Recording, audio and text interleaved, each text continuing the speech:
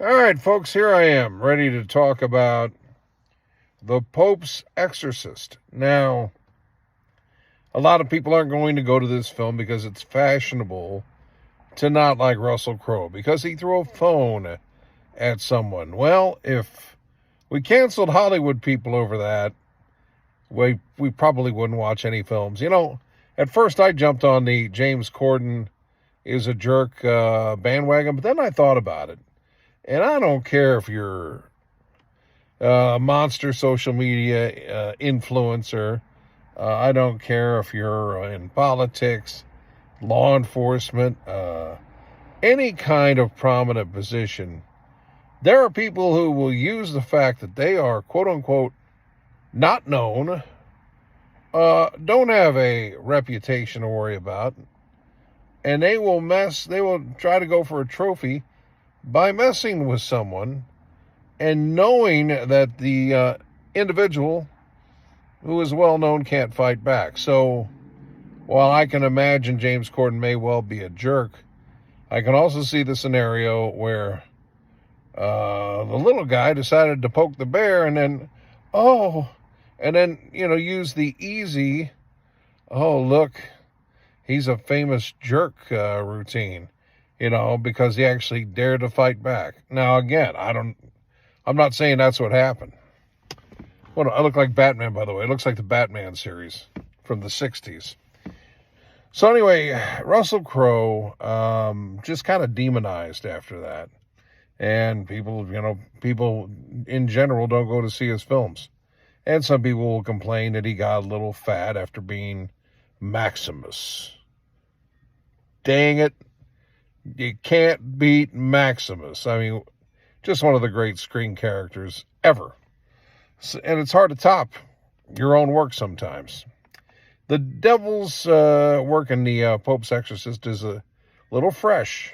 It's not the same old. It has some of the familiar traits, but you're looking at a American family looking to just get a new start. They go to Spain, and things take a turn for the worse. There is a castle that has a story. Now, Russell Crowe, as it says, is the Pope's exorcist. And to me, he's got the perfect personality. I mean, hey, I loved Max von Sydow in The Exorcist. I thought he was perfect. The guy looked like an old man when he was still young. But it was interesting to see this guy who's got a little mix of a little swagger, a little sense of humor, taunting a little bit. And I thought it was an interesting take. To me, this is a tale of the storyline, and it doesn't just lean on CGI demons and garbage. I mean, sure, CGI comes into play, yeah, but not much. They don't overdo it in that vein.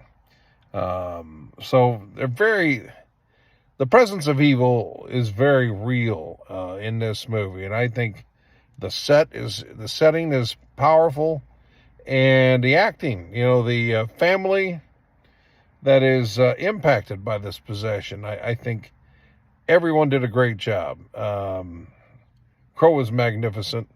A fella who I did not catch the actor's name, who plays a Spanish priest who helps him, was also great as well. And again, these are not perfect individuals who come in like, oh, well, I know the good book and I have no frailties or weaknesses. No, it's something that really exposes the humanity in these priests. And a great backstory that goes back centuries. It kind of reminds you of those, what are those Tom Hanks, such and such and Angels? I forgot, but the big movies where he goes through the artifacts and Rome and everything else. It was, some great acting, a great setting, and a little tension. But I'll tell you what, the little boy who is possessed, the kid who played the target of the exorcism, that kid was exceptional, just exceptional. Now, the nice thing is he didn't do the dialogue, but they didn't really go for the levitate stunt or anything like that. But this This kid really brought his A game to something, that probably a little kid doesn't completely understand, but he aced it. And I think in ways Linda Blair didn't do. You just have to check it out. But it's a great film to see, and it's not the same assembly line horror, demonic activity movie that we've been fed over and over again. You've got a compelling portrayal of the Pope.